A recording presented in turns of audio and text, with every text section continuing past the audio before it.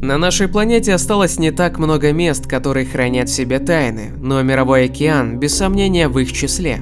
Он еще не скоро будет изучен до конца, и многие его обитатели способны напугать даже самых отважных. Неудивительно, что в давние времена ходило множество легенд о морских монстрах, большая часть из которых так и осталась на уровне гипотез. Но что если на дне океана обитает никому неизвестное ужасное чудовище, подтверждением которому служат не только рассказы, но и загадочный звук?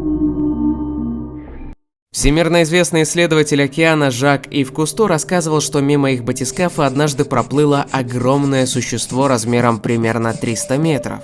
Также норвежский путешественник Тур Хейердал как-то рассказал историю о том, как он, находясь внутри подводной лодки у берегов Перу на большой глубине, однажды ночью услышал странный ужасающий гул. Тур проснулся и увидел в иллюминатор, как мимо подводной лодки проплыло нечто гигантское и светящееся. Никому из очевидцев не удалось полностью разглядеть огромного монстра, но нечто общее в описании есть. Существо огромное, не менее 300 метров, издает жуткий пугающий звук, и его тело немного светится. Вот все, что нам известно об ужасающем монстре, которого назвали Блуп, из-за издаваемого им звука. Конечно же, если бы о существовании Блупа рассказали всего двое путешественников, то на их слова никто бы даже и внимания не обратил. Ну, разве что писатели-фантасты. Но однажды случилось нечто, заставившее ученых всего мира всерьез заговорить о том, что Блуп существует. Чтобы полностью понять эту историю, необходимо вернуться в 1960-е годы, когда холодная война еще была в полном разгаре. Как раз в то десятилетие, когда ВМФ США создал сверхсекретную программу, известную как SOSUS, что расшифровывалось как система звукового наблюдения.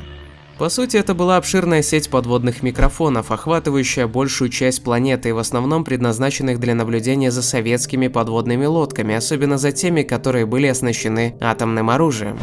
По окончанию Холодной войны эта программа продолжала существовать и до сих пор существует, только теперь она отслеживала деятельность любых подводных лодок, принадлежащих недружественным США странам. С помощью этих высокотехнологичных средств военные США могли слышать не только звуки, издаваемые различными субмаринами и кораблями, но и разговоры китов. Эта технология, которая была значительно улучшена с давних времен, теперь находится под надзором Национального управления океанических и атмосферных исследований НОАА. Все это подводит нас глубоко к загадочному событию, которое произошло в 1997 году. Это был год, когда НОАА зарегистрировала очень странное и очень громкое нечто в водах южной части Тихого океана к западу от Южной Америки. Странную аномалию, которая тут же привлекла большое внимание военных, назвали Блуп. Потому что примерно так она и прозвучала, словно нечто огромное сделало большой глоток или разом всколыхнуло большой пласт воды. Чем бы ни был Блуп, он, она или оно имело определенную амплитуду, которую можно было уловить аппаратурой слежения за более чем 5000 километров от того места, где были зарегистрированы его движения. Что еще интереснее, как в НОАА, так и в ВМС США было немало тех, кто подозревал, что этот звук был произведен каким-то неведанным морским существом громадных размеров. Судя по пройденному звуку расстоянию, это существо должно было быть огромного размера, гораздо больше синего кита. Характеристики неизвестного шума очень схожи с аналогичными параметрами звука живого существа. Именно поэтому большинство ученых полагают, что его происхождение имеет животную природу. Но для того, чтобы на глубине излучать звук, способный пройти расстояние более чем в 5000 километров среди шумов океана Земли, по мнению большинства ученых, необходим огромный передатчик. Гораздо больше, чем устройство органов у голубого кита. Гипотезы о происхождении Блуп разнятся. В случае, если его источник действительно живое существо, то оно должно обитать в темных, холодных глубинах океана. Некоторые исследователи полагают, что источником могут быть гигантские кальмары. Но эта версия не подтверждается, так как устройство известных видов головоногих не имеет мешка, заполненного газом, который необходим для достижения такого мощного сигнала. Наверное, сторонники теории заговора до сих пор верят в версию о подводном чудовище в глубинах Тихого океана. А что, может это действительно какой-то рептилоид? Помимо этого предположения, существует версия о тестировании секретного оружия. Эта легенда, скорее всего, тоже очень нравится любителям заговоров.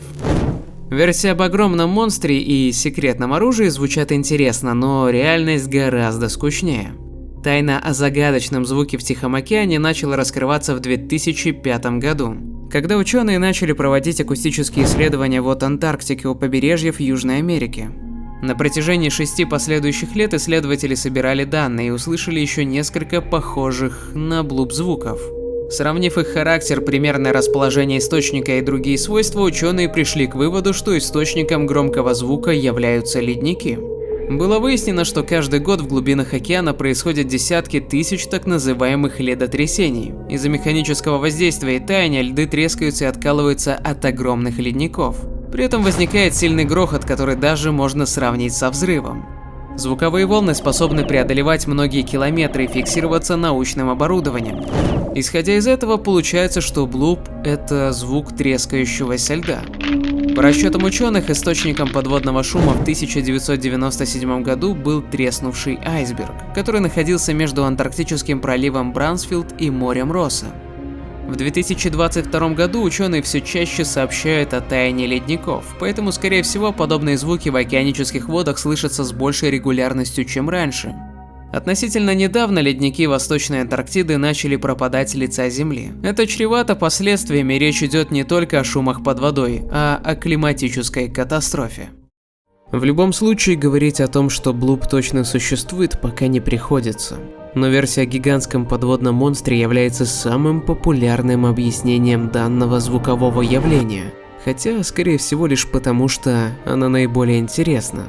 Но все же за блупом стоит, как по мне, нечто большее, чем просто звук. И если этот монстр действительно существует, а как ты считаешь, напиши в комментариях, то он гораздо внушительнее доисторической акулы Мегалодона, считавшейся многими на сегодняшний день самым страшным монстром глубин.